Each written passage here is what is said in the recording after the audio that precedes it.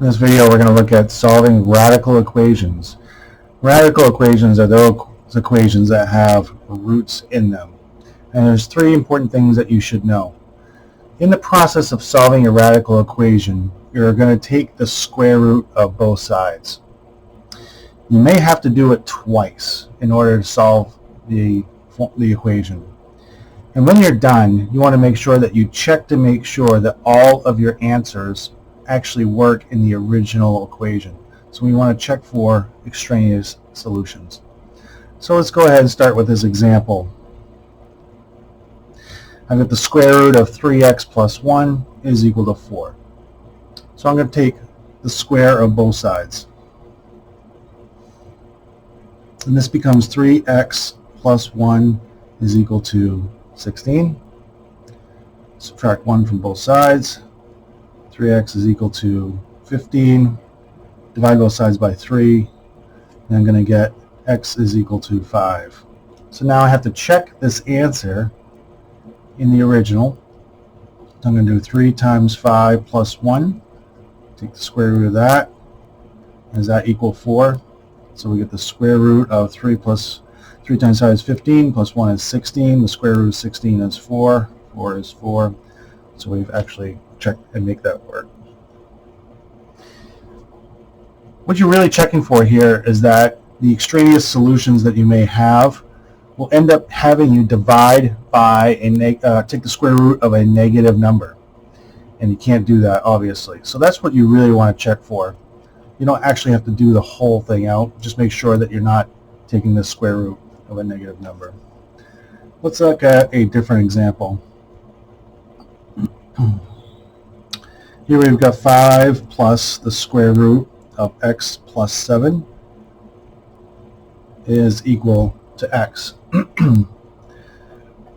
What you want to do is you want to get all your square roots on one side and everything else on the other, so that way when you square both sides, it just takes the square root away.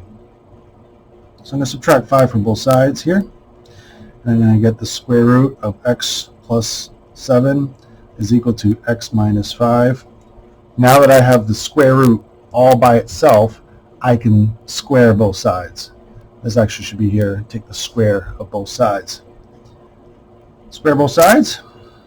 I'm going to get x plus 7 is equal to, and this is x minus 5 times x minus 5, which is x squared minus 5x plus 25. I'm foiling this all out. That's x plus 7 is equal to x squared minus 10x plus 25. In order to solve this, we want to set it equal to 0. So I'm going to subtract x and 7 from both sides. I'm going to end up with 0 is equal to x squared minus 11x plus 18. I want to try to factor this if I can. And I believe that this will factor into x minus 2 and x minus 9. Let's see, we got minus 2 minus 9 is plus 18. My inners and outers, I've got minus 2x, I've got minus 9x. Those add up to minus 11. So we're good there with our factoring. Separate this into our two solutions of x is equal to 2 and x is equal to 9. Great. So now we want to check and make sure both of those work. And let's see, we've got 5 plus, let's try x is equal to 2 first into our original. That's going to be 2 plus 7 is equal to 2. 5 plus the square root of 9 is equal to 2. 5 plus 3 is equal to 2. That's wrong. So x equals 2 is not going to be an answer. Try x equals 9. 5 plus 2 plus, 9 plus 7 is equal to 9. So I'm going to have 5 plus the square root of 16 is equal to 9. So that's 5 plus 4 is equal to 9. I'm going to get 9 is equal to 9. So that checks out. You have to make sure, and a little bit differently from what When you have just one thing happening here, then you only have to check to make sure that you're not dividing by a negative.